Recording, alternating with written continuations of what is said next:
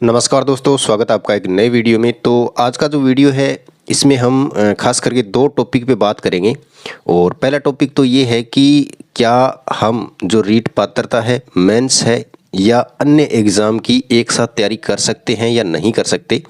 और दूसरा इसी पे बात करेंगे कि अगर हाँ कर सकते हैं तो कैसे करें। ठीक है, तो सबसे पहली बात यही करते हैं कि रीट पात्रता और मेंस और अन्य भर्तियों में ये मान के चलिए कि अभी जो पशु परिसर है उसकी ओर जा रहे हैं, क्योंकि उनके पास में कोई ऑप्शन और है ही नहीं। ठीक है, अभी फिलहाल कोई ऑप्शन नहीं दिख रहा और वैकेंसी आई नहीं है। हालांकि जिन्होंने बीएड कर रखी है वो आपका जो टारगेट है वो फर्स्ट ग्रेड सेकंड ग्रेड उनके पास ऑप्शन है, लेकिन जो बीएसटीसी करके बैठे हैं उनके पास में और ऑप्शन नहीं है। ठीक है, तो इस पे हम बात करेंगे कि और एक कैटेगरी के वो लोग हैं जिनकी पात्रता ही क्लियर नहीं है। पिछली बार जिन्होंने मतलब पात्रता वो नहीं क्लियर कर पाई, गलती उनसे हो गई या कोई भी कारण रहा हो, तो अब ऐसे स्टूडेंट भी कमेंट करते हैं कि सर हम मतलब पात्रता क्लियर नहीं है तो क्या करें, मेंस की डायरेक्ट तैयारी करें या पात्रता की तैयारी करें या और एग्ज़ाम की तैयारी करें।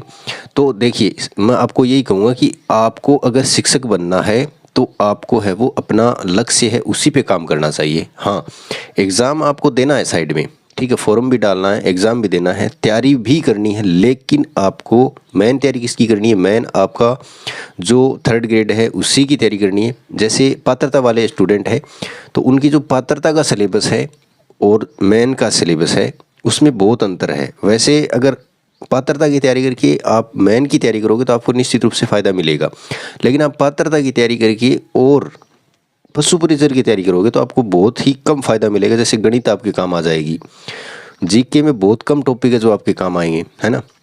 लेकिन जैसे साइकोलॉजी हो गया, टीचिंग मेथड हो गया, ये आपको पशु परिचर में तो कोई मतलब नहीं है इस चीज़ का, लेकिन मेन में यानी जो थर्ड ग्रेड की मेंस परीक्षा होती है उसमें इसका महत्व है। तो समझने वाली बात यह है कि अगर आप टीचर बनना चाहते हो और रीट की तैयारी करें, मेंस की तैयारी करें, इसमें कन्फ्यूज़न है तो आपको अगर क्लियर नहीं है तो आपको पहले पात्रता क्लियर करनी चाहिए। क्योंकि ऐसे स्टूडेंट है पिछली बार जो बहुत ही मतलब अच्छी जिनकी आईक्यू लेवल था, लेकिन वो मतलब मजाक में ये कि यार पात्रता तो निकल ही जाएगी, लेकिन वो रह गई 1 नंबर से 2 नंबर से, मतलब रह गई, मतलब पात्रता तक ही रह गई वो, है ना। और हो सकता है कि अगली बार जैसे पेपर 2018 में आया था पात्रता का, वैसा अगर पेपर बन गया ठीक ठाक तो पेपर पात्रता क्लियर करना भी थोड़ा सा मुश्किल होगा बिना तैयारी के, तो फिर वो निकलेगा नहीं, है ना। तो आपको पात्रता अगर क्लियर नहीं है बिल्कुल भी तो आपको उस पर काम करना चाहिए मेरे ख्याल से। बाकी आप बहुत अच्छे से समझदार हो। तो पहली चीज़ तो ये हो गई कि पात्रता की तैयारी करें या नहीं करें, तो आपको पात्रता की तैयारी करनी है, क्योंकि पात्रता हो जाएगी, चॉइस में हो जाएगी निश्चित रूप से। आप मान के चलिए कि दिसंबर तक पात्रता है वो हो जाएगी, नो डाउट, इसमें कोई डाउट नहीं है। मेंस की जो जहाँ तक बात है तो पात्रता जब होगी तो मेंस भी होगी, और ये 25 में ही होगी, मेंस कभी भी हो सकती है। अब अगला पॉइंट यहाँ पे निकल के आता है कि सर हमारी पात्रता भी क्लियर है और वैकेंसी है नहीं, तो हम मेंस के साथ साथ और किसकी तैयारी करें, या पशु परिचर की तैयारी कर रहे हैं हम, या एक एग्ज़ाम जो है सीईटी का वो भी हमें देना है, तो कैसे मैनेज करें, क्या करें, हम किसकी तैयारी करें? या तो अपने थर्ड ग्रेड पे फोकस रखें या इनकी अलग से तैयारी करें, थर्ड ग्रेड की छोड़ दे, या क्या करें, कुछ समझ में नहीं आ रहा। तो आपको ज़्यादा कुछ इसमें दिमाग नहीं लगाना है, आपको ये करना है कि अगर आपको सीईटी देना है, क्योंकि मेरा ऐसा मानना है कि अधिकतर स्टूडेंट है वो यही चाहते हैं कि यार अगर हमें अपनी रीट अगर आ जाती है, और ये मान के चलिए कि अगर मान के चलिए कि फरवरी मार्च के आसपास अगर एग्ज़ाम डेट आ जाती थर्ड ग्रेड की, भले वैकेंसी कम होती, तो कोई भी है वो सीईटी की और पशु परिचर की सीरियस तैयारी नहीं करता। ये 100% सच है। लेकिन अभी क्या है कि अपने सामने कोई ऑप्शन नहीं है, तो हमें मजबूरी में करनी पड़ रही है तैयारी, पशु परिचर की हो या सीईटी की हो, और हम पेपर देंगे लेकिन मन से नहीं देंगे। ये नहीं है कि हमें सीईटी में अच्छा स्कोर करके फिर जॉब लेनी है, क्योंकि आपका तो यही रहेगा ना लास्ट तक कि यार पता नहीं कब है वो थर्ड ग्रेड आ जाए। और ऐसा भी हो सकता है कि जैसे सीईटी का पेपर हो उसके 2-3 दिन बाद अगर रीट की घोषणा कर दें, है ना, वैकेंसी के ऊपर, जैसे 30,000 या 35,000 पे, तो लोग हैं वो जो जिनके पास में एसटीसी है, बीएड है, वो सीईटी ये सॉरी पशु परिचर वाला छोड़ के एग्ज़ाम है वो अपना उसी में लगेंगे। और ऐसा हो सकता है, ऐसा भी संजोग बैठ जाए, क्योंकि 2024 का अभी जैसे 3 महीने तो गुजर गए, उसके बाद जो आगे का टाइम है उसमें कभी भी घोषणा हो सकती है चुनाव के बाद में।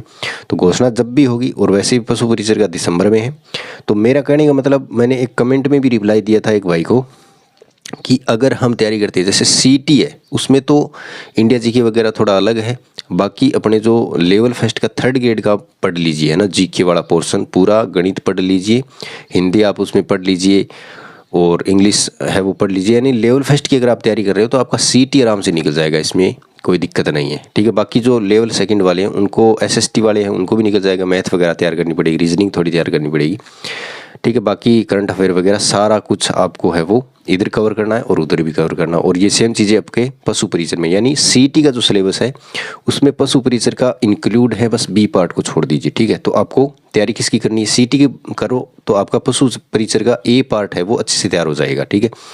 ये मैंने आपको एक मोटा मोटी बता दिया है कि आपको करना क्या है, ठीक है। तो आपको अभी जैसे पहले होगा सीटी का एग्जाम, तो सीटी को ही टारगेट करना है, आपको सीटी को बहुत अच्छे से तैयार करना है और वो टॉपिक आपको पहले तैयार करने हैं जो पशु परिचर में भी है, ठीक है। और उसके बाद में आपको क्या करना है कि पशु परिचर की तैयारी के लिए आपको लास्ट के जो, वैसे तैयारी आपकी जीके वाली हो ही रही है, लास्ट के जो 3 महीने हैं ना वो आपको बी पार्ट के लिए अलग से रखने, और बी पार्ट आप वहाँ पे पढ़ सकते हो, 3 महीने में बहुत अच्छे से तैयार हो जाएगा। लगभग 120 या 130 पेज का सिलेबस है अगर आप शॉर्ट नोट्स बनाते हो तो, ठीक है। तो वो उनको बहुत 3 महीने में बहुत बार रिवाइज किया जा सकता है, ठीक है। और हो सकता है कि मान लीजिए लास्ट के 3 महीने और वहाँ तक आते आते अपने को पता चल जाए कि रीट की वैकेंसी आ गई है, तो आपको फिर पूरा टारगेट आपका उसी में लगाना है, क्योंकि आपको उसकी तैयारी करनी है। मैंने आपका जो मोटो है, टारगेट है वो वही है, ठीक है।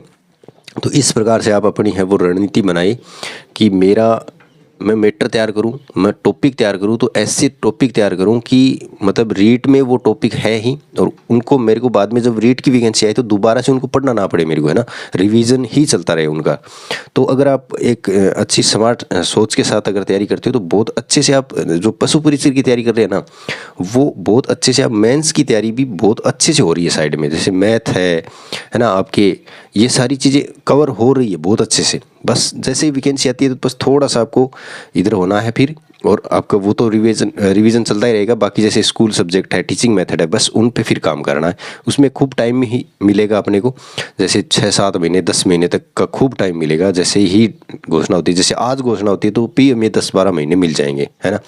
ये है क्योंकि टाइम लगता है इन सारी चीज़ों में। तो ये चीज़ें साथियों, और एक कमेंट ये भी आया था कि सर हम फर्स्ट ईयर में हैं, क्या हम पात्रता की तैयारी करें या नहीं करें, एलिजिबल होंगे या नहीं होंगे। तो आपको तैयारी करनी चाहिए, बस ये नहीं सोचना कि हम होंगे या नहीं होंगे, बिल्कुल हो जाओगे आप, है ना, क्योंकि टाइम लगता है हर चीज़ में। और अब वो भी बाउंडेशन नहीं रही है कि आपका जो रीट का रिजल्ट आने से पहले आपका रिजल्ट आना चाहिए वगैरह वगैरह, वो मेंस पे लागू होती चीज़ें, ठीक है। तो ये मैंने आपको मोटा मोटी चीज़ बताई है, आप इस प्रकार से अपनी जो है वो रणनीति है वो खुद बनाए, किसी का वीडियो देख के उस पर ना काम करें, आप खुद बनाए, खुद अपना जो देखे कि हाँ मुझे कितने एग्ज़ाम है वो एक साथ लेके चलने हैं, कौन सा पहले है ना, उस हिसाब से आप तैयारी करोगे तो बहुत ही मतलब कम टाइम में आपको ज़्यादा आउटपुट मिलेगा, ठीक है। तो वीडियो कैसा लगा कमेंट करके जरूर बताएं, मिलते हैं नई वीडियो में, तब तक के लिए धन्यवाद, जय हिंद।